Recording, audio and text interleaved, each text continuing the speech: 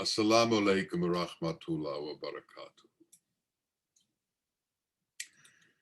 This life of ours is a great mystery, and we live it and we try to understand it as best we can. And if we are fortunate, we have wise ones who explain some of it to us. It begins through the realm of the souls.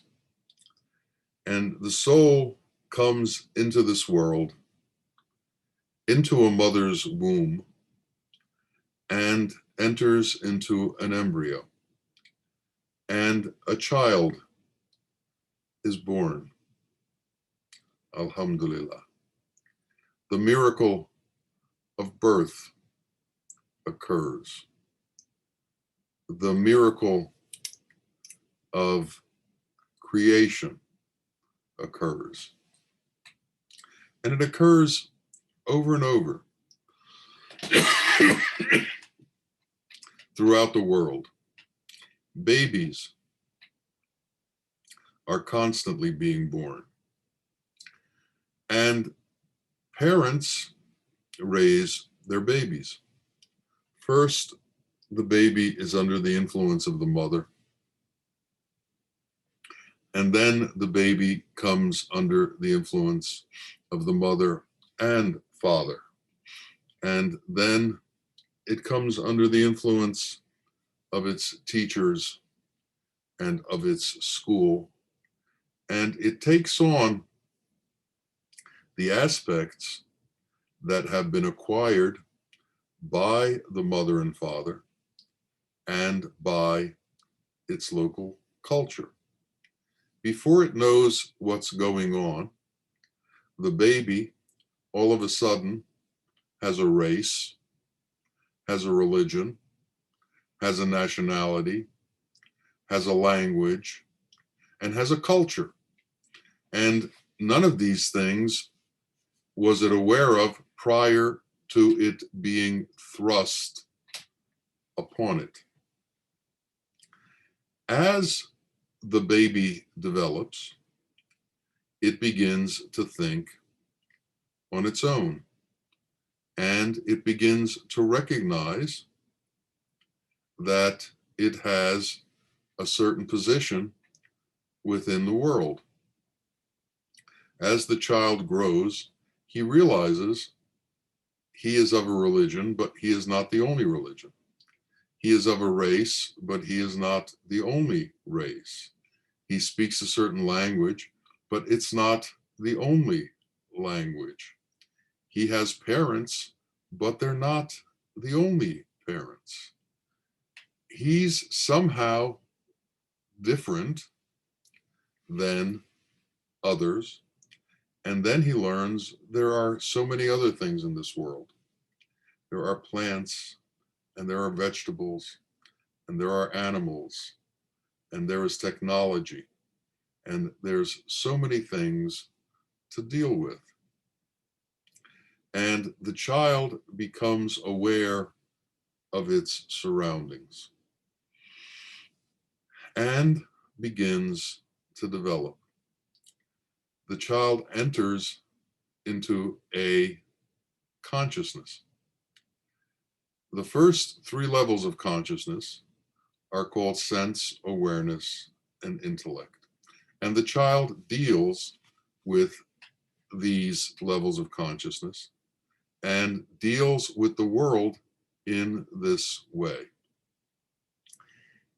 It needs to be understood from the beginning that animals have sense, awareness, and intellect. And the question, which is sometimes asked, is a child human? Can a child become human? When does humanity enter the child, the being? When does the being become a human being? Well, in this world, so many people are at the level of animals. So many people never progress beyond intellect. And if you don't progress beyond intellect into wisdom, you have the consciousness of an animal. Now, it is a much more advanced consciousness than the animal. It can do many, many more things than the animal can do, but it is still a basic consciousness. It's a consciousness without wisdom. A man, whether he is in a rocket ship or on a camel in the desert, if he hasn't progressed beyond intellect, is still relating to his surroundings and to his world in the same way, in a similar way, that an animal relates to its surrounding. It needs to eat, it needs to defecate, it needs to reproduce, it needs to provide for itself, it needs to do all of the things that animals do. If man is going to become more than animal, man has to step into a consciousness that entails wisdom. And this kind of consciousness, this wisdom consciousness, is not available to everyone and is not found by everyone. So, how is it found? How is it brought into being? How does one become wise? What happens to take man beyond the intellect? What happens that takes man beyond the animal qualities?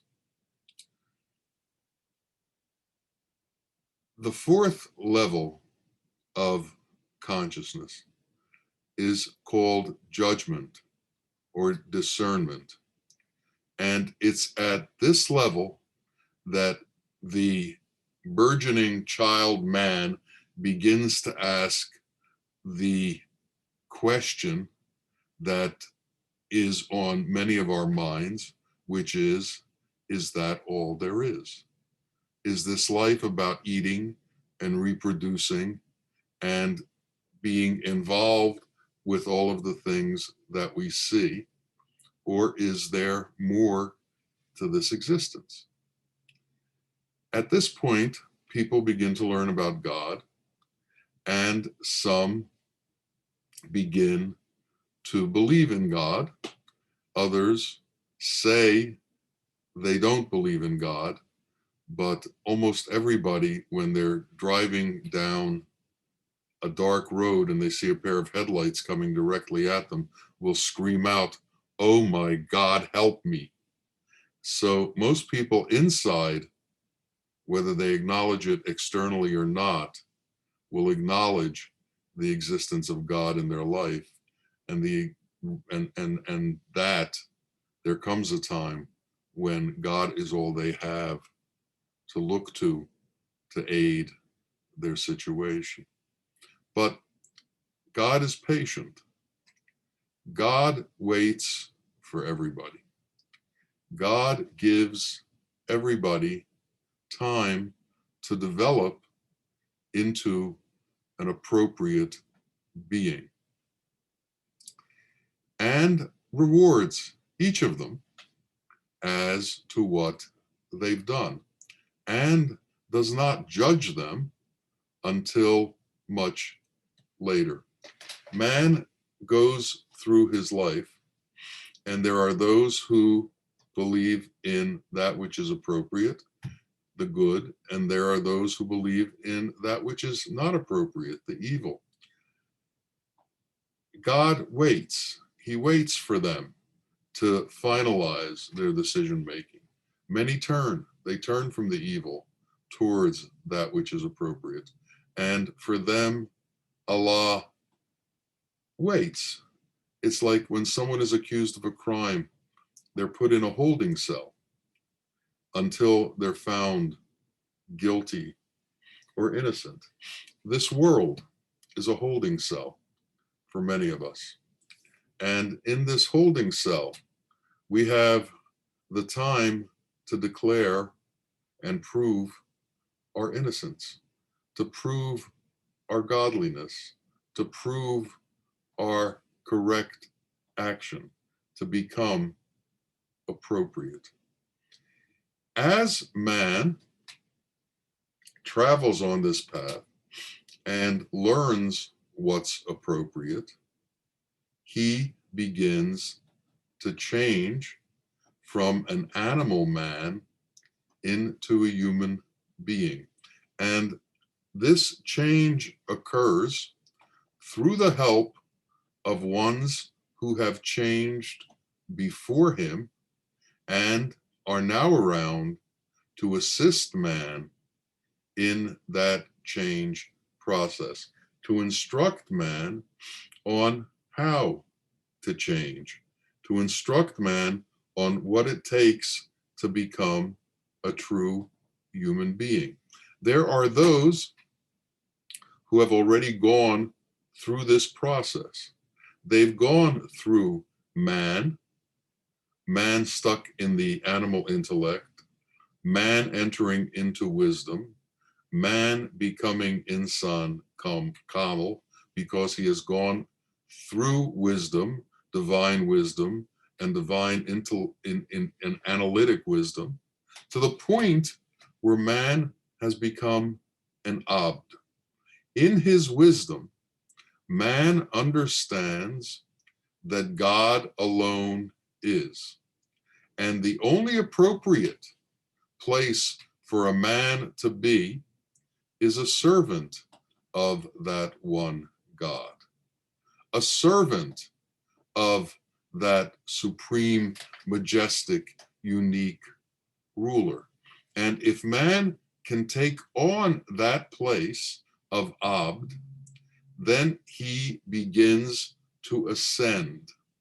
Now, that ascension includes giving up all that he was before, all that he had before, and all that is attached to the elemental world, all that is attached to the world of earth, air, water, fire, and ether that we live in, all that is attached to what the body is made out of.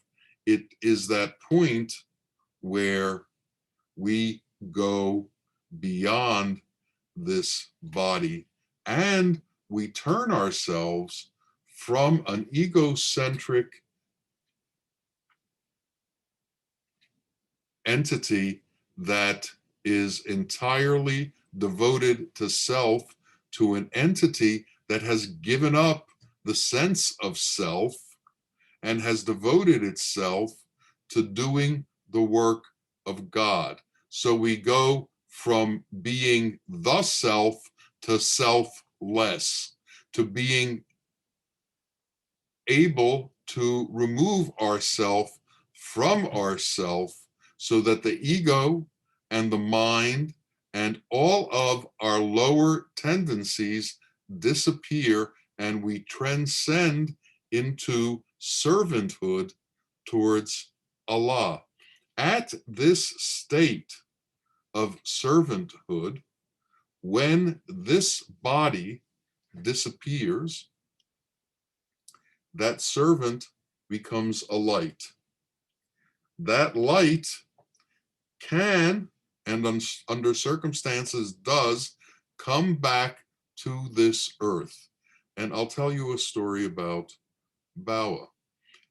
From what we know of his history, we believe, or we were told, that he came as a light into a young man in his 19 or 20s who had drowned, and he entered into his being and began to serve the world.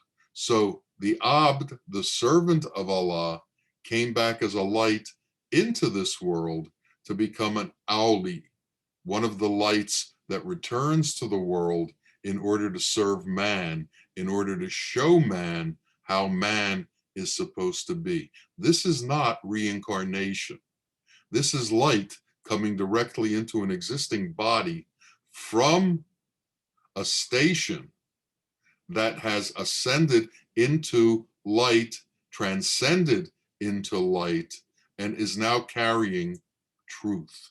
So, man can become insan kamil, which means true man. True man is the man who has given up self and surrendered to Allah's will. A further step is man becomes a servant of Allah, and all his work is to serve God and to do God's will in this world. If you have ever seen the Arabic name of the Prophet, he is called Abduhu wa Rasulallah, which means the servant of God and the messenger of God. So before he became the prophet, he was the servant. The Abd becomes the prophet. The Abd becomes the Kutub.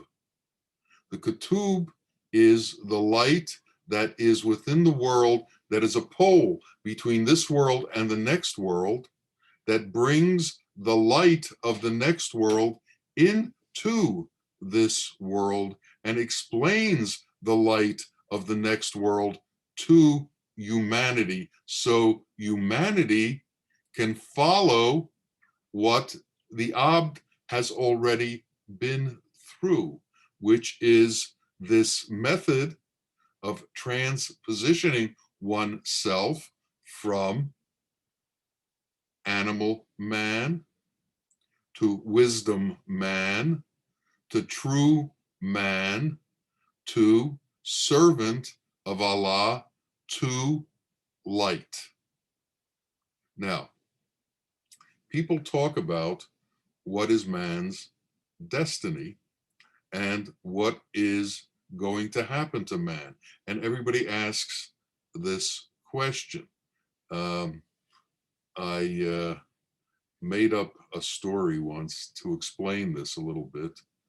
There were two men in a bazaar, and one of them says to the other one, "Look, there's Abdul Qadir Jilani. He's dressed as an ordinary man, but I think it's him. I saw him once from a distance and it looks like him." He says, "Well, how can you be sure?" He says, "Well, I can read palms. Let me go over to him. I'll shake his hand, and I'll look at his hand and I can tell."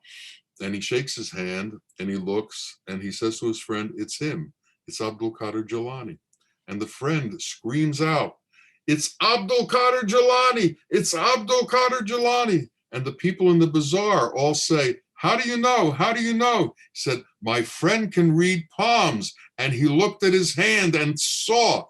And Abdul Qadir went to the left, they went to the right, and everybody in the bazaar started following the palm reader, holding up their hands, screaming, "Read my palm, read my palm, read my palm."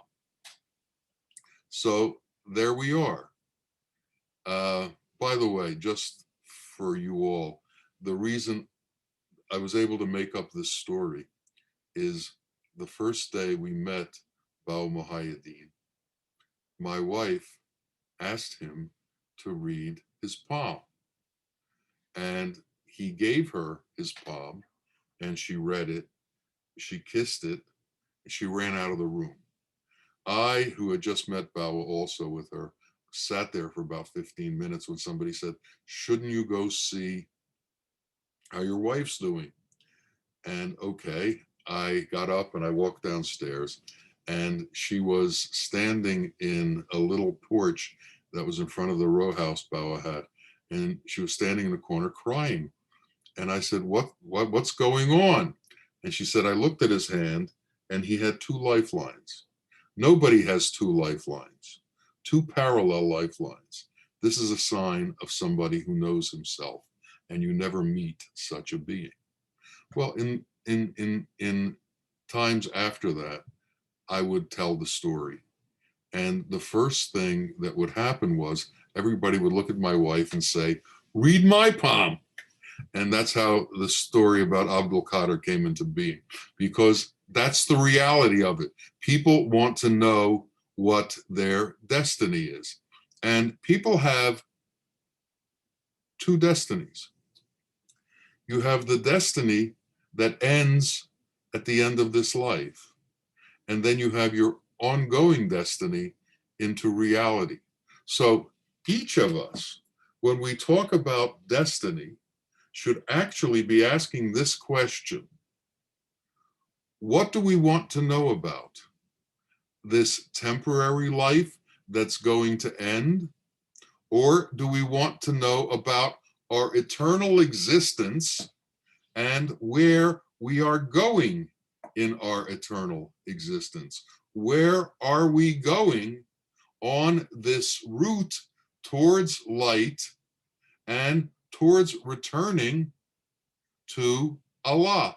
Where are we on this journey? And how are we going to travel on this journey? Well, for many people, they may have a destiny in this world to become rich, to become famous, to become important.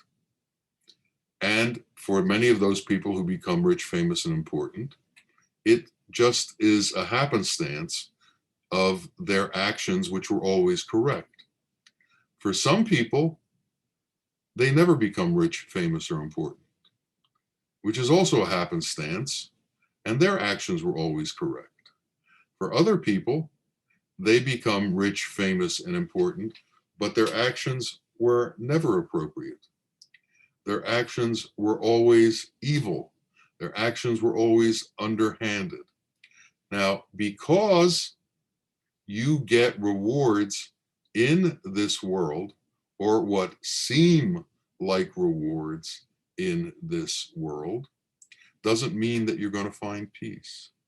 So the fact that what your intention is wealth, doesn't mean you're going to find peace. You may think wealth will give you peace, but unless you look at things in an appropriate way and you do things in an appropriate way, peace won't come. You may be very, very important in this world. You may have tremendous power in this world, but that doesn't mean that you will have peace. In order to have peace in this world, and in order for your destiny within this world to have peace, you have to make an intention that your qualities will become the qualities that bring about peace. Your qualities will be the qualities that turn into a peaceful existence, which means you have to take on Allah's qualities, and you have to give yourself up to Allah's qualities. In this way, you are traveling the correct path, the straight path. And this path will create heaven for you in this earth. It will bring true peace for you in this earth, and will bring that same heaven for you in the next world. People ask, what's heaven like? Is heaven where you get the same kind of rewards you get in this world? Will you have 70 virgins if you're a man in the next world? Is that a true vision of heaven? And these kinds of questions were asked to Bawa about comparing worldly satisfactions to heavenly satisfactions. And his response was, these are silly questions. Heaven, in truth, is a place of peace, a place of purity, a place of ecstasy far beyond that which this world gives out and far beyond verbal expression. It's a place that comes to you within the light world. And how can you explain the light world to someone who is within the physical world? You can't. But what we can do is we can take the journey to ensure that our destiny in the light world is one of becoming an entity that merges with our Creator and ends up in reality. And the way to do that is to begin that process within this world. First, believe in God. Secondly, take on the qualities of God. Third, surrender to Allah's will and begin to do service to humanity. Don't see differences among people. Don't see differences among religions. Don't see differences among races. Understand the unity in all of creation. Understand that all men were created by God and that God loves all men, and everything that separates any of us from any other one of us separates us from the Creator, because he holds us all together and doesn't make distinctions between us. So if we're looking for our destiny, we have to ask, what destiny are we looking for? Are we looking for tomorrow's paycheck to increase? Or are we looking for eternity? Are we looking to make a fortune and get power in this world? Or are we looking to get the ecstasy of the light world? We have to consider this. We have to think about this. And we have to incorporate this into the intention of our existence. Everything begins with intention. Everything begins with each of us setting a goal for ourselves. That goal becomes our intention. It's very hard to hit a target blindfolded or with your eyes closed. You can't see it. You need to know what your goal is. You have to set your goals.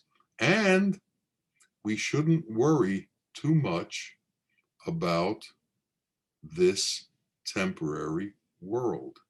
We should be thinking about the eternal world and the pathway to the eternal world.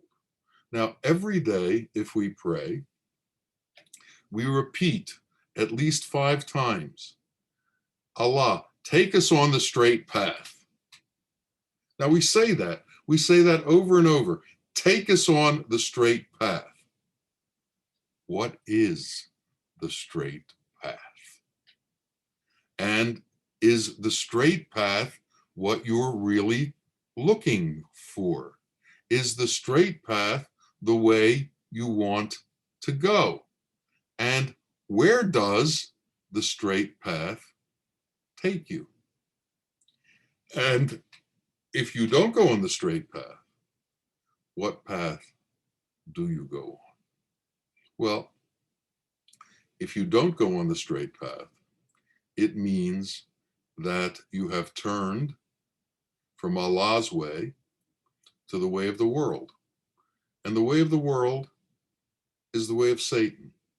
And the way of Satan keeps you trapped within the world and brings you back again to this world over and over and over, because you get caught in the elemental forces of this world.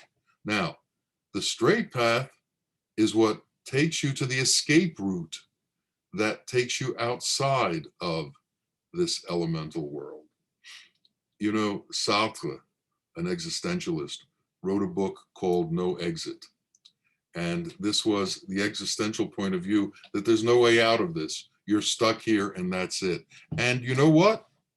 If your intention is to conquer this dunya, this elemental world, there is no way out, because there's no escape from the elemental world through the tools of the elemental world. We need divine tools to escape this elemental world, and they are not available here. They're not available. You can't buy your way out. You can't power your way out.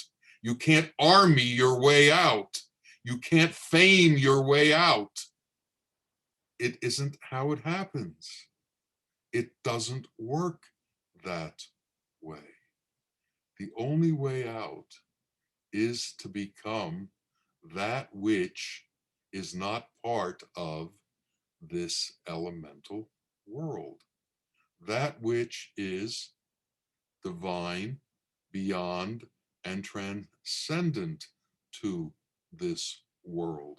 So we need to change from animal man to real man to human man to surrendered man to Allah to servant of Allah, to where we give up all of those things within us that are attached to this world. And when we are no longer within this world, then we go towards the next world, because our elemental self disappears.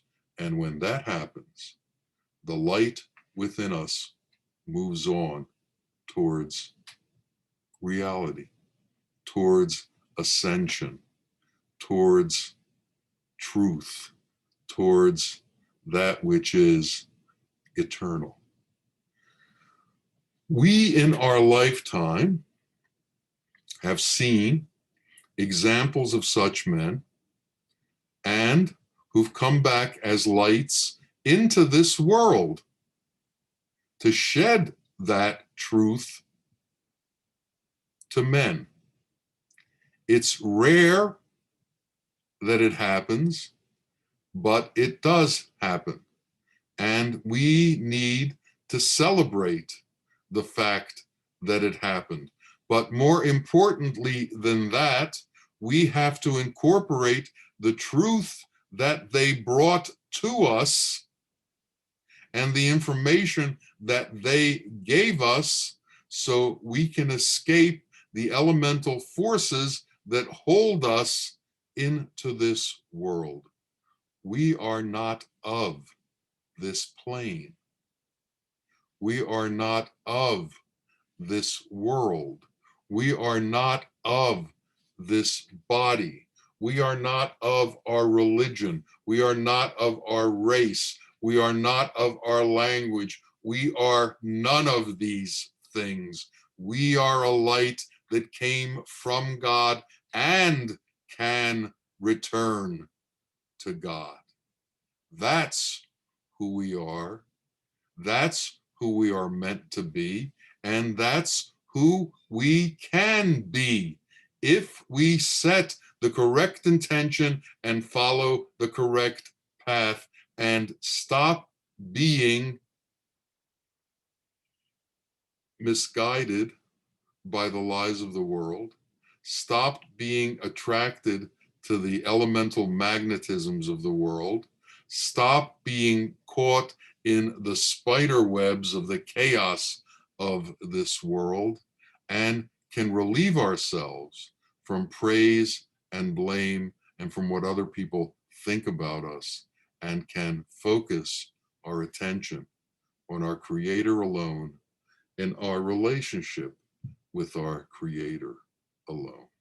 And in learning that it is within that relationship that reality exists and everything else is false, is one of the things that has to enter our consciousness. Because as long as we think this life is real, we will continue to give obeisance to it, continue to give credit to it, and continue to try and make it more and more and more. It happens that we then turn and we try to create reality around us. And we do this in many different ways. And all of them, when you bring them down to their essence, become absurd, but we never bring them down to their essence because we don't see their essence. We just see what happens in the world. Bawa used to say, Islam is supposed to be a sword to cut your own difficulties from you, to cut your own lower self from you. But instead, it's become a sword to cut the rest of the world, which has nothing to do with you and which has nothing to do with reality. So religion loses its way. Culture loses its way. Everybody wants to tell you what to do and how to do it. To find a man of truth is a very, very rare thing. To find a light that has come from the ultimate light to teach us the truth about ourselves is a very, very rare thing. This is what we need to look for. We need to find our way out of this hell and bring ourselves into heaven, which is reality. And the way to do that is to become God-like in our being, to take on God's qualities in our being, to understand Rahman and to hand out Rahman, to understand Rahim and to hand out Rahim, to understand truth and to give truth, to become truth, to become one who walks that straight path within the confines of what is permissible for man while they are in this body. May Allah be kind to each of us. May He protect each of us. May He grace each of us. May He take each of us towards Him. May He make our consciousness such that we realize truth and that we love truth in the same way we love cold water when we're thirsty. May He let us understand reality so that our intention is towards reality and we can let go of everything else. May the glitters and the fascinations of this world not blind us, but let us be able to see the truth that is beyond this existence into the eternal existence. May the light of all lights make our little light shine, and may He bring it into His glory so that we can come to know Him and be with Him. Ameen, Ameen, Ya Rabbil Alameen. Assalamu alaikum wa rahmatullah wa barakatuhu.